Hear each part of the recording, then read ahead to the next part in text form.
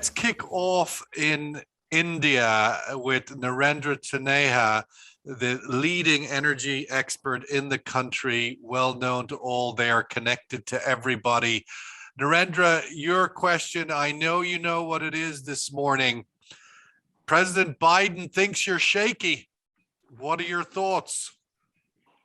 Oh, I don't think that's his view, but when you look at the situation, when you look at the situation developing over Ukraine from New Delhi, it's a very different view. I mean, of course, you know what's happening to the people there. Ukraine being a democracy and India being the largest democracy, we are very concerned, and we have all sympathies with the people of Ukraine, and we have sent aid and we have sent whatever support we can.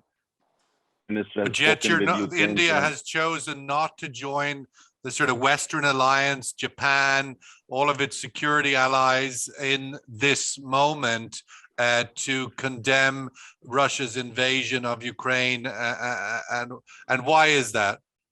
Now, you see, India is not a follower of West or the East. India is a huge country, the size of a continent, and we have our own worldview. You would appreciate that we are entitled to have our own worldview. What's happening? Yeah, that's why I'm asking. What is it, and why is it? So allow me to complete. So of course we condemn it.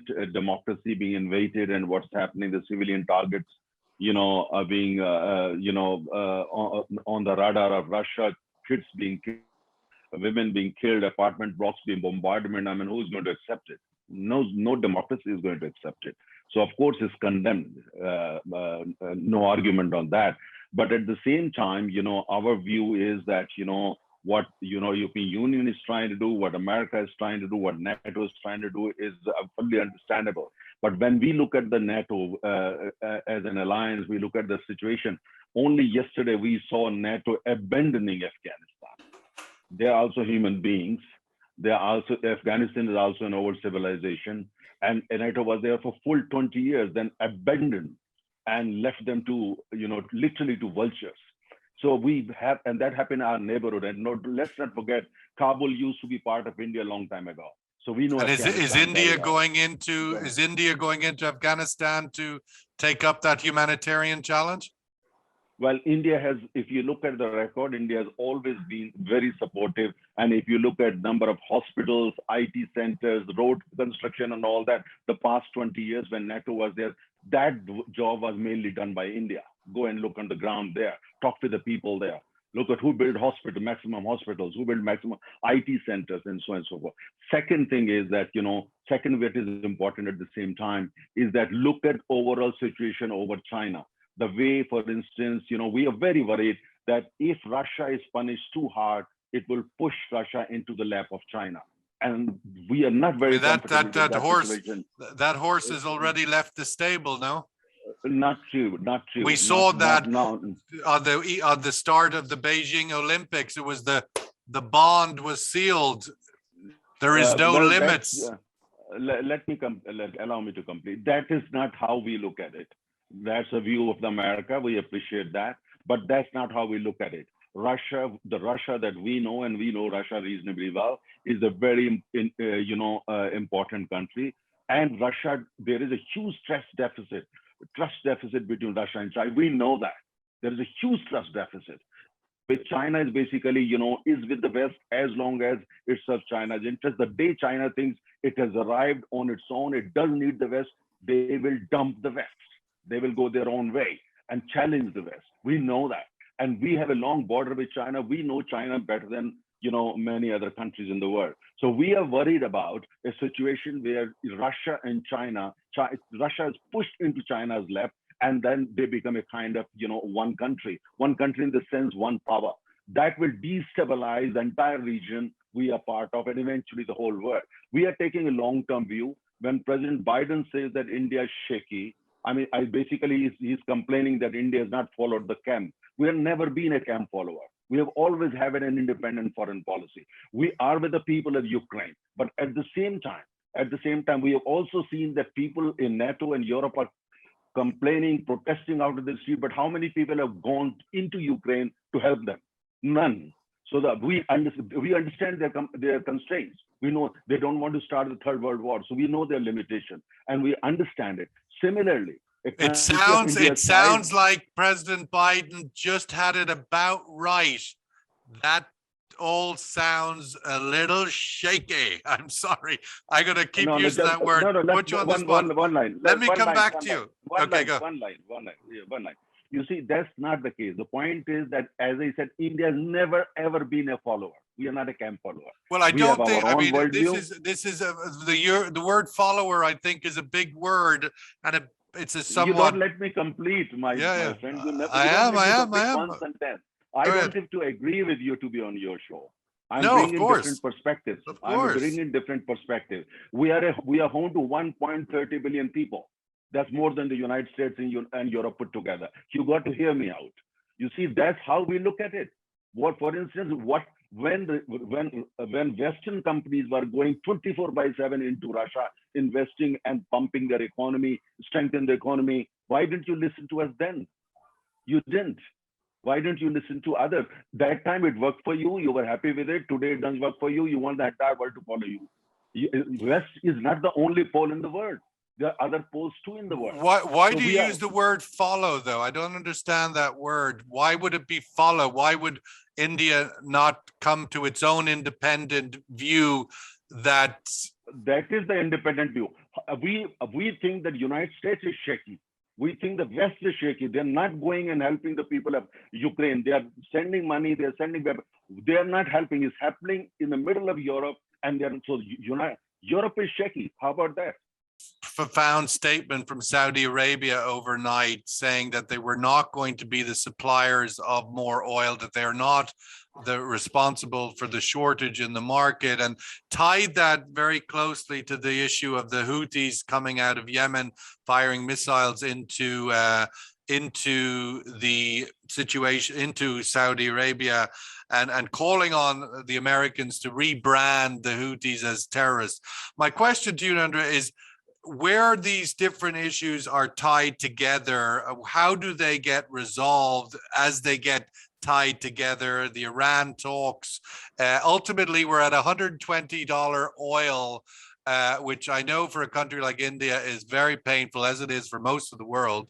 But how do we untangle this geopolitical spaghetti junction that's getting locked into its corner? Well, interesting question. You see, in my personal view, I mean, any attack on any oil installation or gas installation in any country, any geography, should be considered a terrorist attack, irrespective of where that facility is located, where in the west, east, north, south, or wherever, because it's an attack on global economy. What happens, for instance, in Yemen, or what happens in Ukraine, or is basically the entire world is forced to pay for it, especially big, emerging economies like India, since our dependence on import is so, so high. The point is that, but what is going on in the Middle East, Yemen, Saudi Arabia, and all that, we all know that there is a Shia-Sunni factor. There is Iran wants to be the dominant player there. They want to be the hegemon. Saudi Arabia, Turkey, they all want to be hegemon. Until yesterday, we all know that the United States was behind Saudi Arabia. Now there are reports United States wants also to prop up Iran as a hegemon, as a counterbalance. So, these are the games being played by developed countries, by so-called superpowers and big powers, like Russia, China, United States, and so on. And the entire world end up paying for it. Now, Russia invades Ukraine, and the oil prices have gone up. The result is economy of even the most poor person on the planet is now adversely affected. Millions and billions are paying for what the kind of adventure that Russia has got into, or a misadventure. So now the point is that the oil, I personally feel the United Nations or some global intergovernmental organization need to step in and declare oil and gas and power transmission and all these strategic assets, in the sense central to the global economy. Any attack on any energy installation, the entire world must get together, condemn it, if necessary, take a military action against such thing. I think it is so important. Look at what is happening now.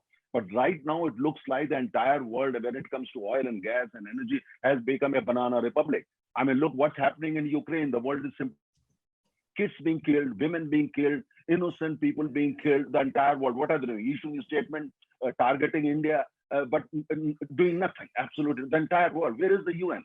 Except tweets, there is nothing. The same goes for energy. I personally think there should be an energy security council like the Security Council. There should be an energy body. For instance, I have been talking about in the world, we need a global organization dedicated to energy. You have global organization for sports, for health, for practically everything except energy, which is the most important. Why? Because the West doesn't want it. IEA doesn't want it. Now, the point here is that, this is the time when we need to address this issue. If we had a global organization, they would have immediately intervened or at least facilitated some kind of intervention. We don't have that. You have for climate, but not for energy. Why? Ask this question in Washington, D.C., in Paris, in London, because the West does not want a global energy governance. It doesn't suit them. Well, I suppose there is the IEA, there is the OPEC. IEA is, no, listen, sorry. Yeah. Let me correct you. International Energy Organization is not a global organization. It's an organization which was created in response to the 1970s, embargo. It's an OECD organization. It's an OECD. So please don't call it a world organization. Anything located in the West does not automatically become global, the way you people think. That's not true. It's an international organization serving interests of only a very limited number of countries. And there's the IEF in Riyadh. But IEF is a beast without any teeth. A beast without any teeth. Yes. Yes. Well, it has never counted. Yeah, it has never really matured to the point. But as we look to that sense of time horizon, that this could last a while. Bosnia, Sarajevo, we haven't really even seen Kiev being assaulted yet, which of course is the capital city. How does a long version of this, you said in the preview, I think you were here a month ago or less, that Europe and America getting bogged down in a war with a declining power like Russia has consequences for Asia. In the likelihood that this looks like it will drag on, what do you think the consequences for that thesis is that you articulated last time? Well, my friend, my view is that weaponizing oil is not a smart idea. It's a very bad idea because look at the United States is energy independent. China produces 9 million barrels of oil. That's the oil they produce in China, plus equity oil that they have in different geographies. Brazil is independent. Most large economies are independent, except some parts of Europe. And of course, the biggest is India, the third largest oil market in the world. So it's going to be a lot of pain for us. You can understand that. If you see me a little bit angry, you just try to understand what's happening in Ukraine. We're already paying in billions of dollars every week for that, for what they did in what Russia did to Ukraine and how Western countries are responding to it. So my own sense is that, to me, it looks like, being very honest, that it seems that, mood is to teach Russia a lesson and not to find a solution over Ukraine or of the Ukraine crisis. I think the world should focus on finding a solution and not teaching Russia a lesson. Lesson for what? And to what conclusion? Are you basically trying to convert Ukraine into a new Afghanistan, where Europe would get bogged down for years and years and years to come? And China will use that opportunity to rise and challenge the United States, not in 20 years, but in 3 years? Do we want that kind of situation? Destabilize the whole of Asia? But $120 oil will also be very painful for China, right? And every other commodity. Let me answer it. You see, China gets roughly 15% of total requirement of Russia. If India is not buying, and we are not buying, in the last 3 months, we have bought only 1% of our total requirement of oil from Russia. Don't trust the Financial Times, which says India is going to buy 40% on oil. There's no truth in it. The fact is, last 3 months, we bought less than 1%. We have a huge refinery in India owned by Rosneft, a Russian company. Even they don't import more than 2% of oil from Russia's own company does not do that. So please, the cold fact. Now, the fact is that, if, for instance, oil and natural, they are weaponized. And basically, the mission is not to find a solution of Ukraine, which is in the best interest of the people of Ukraine, but to convert a kind of, to basically develop a kind of situation where Europe gets completely bogged down, that we want energy dependence and actually buy more oil and gas from the United States, which probably some of companies in the United States want. Now, is that an ideal situation? It is not. The point is that, the point here is we should try to find a solution. And solution is that why can't some prominent leaders, not necessarily president or prime minister, big name statesmen who are highly respected in western part of the world, eastern part of they get together, charter a plane and go to Moscow and talk with the president of Russia? Why don't they do it?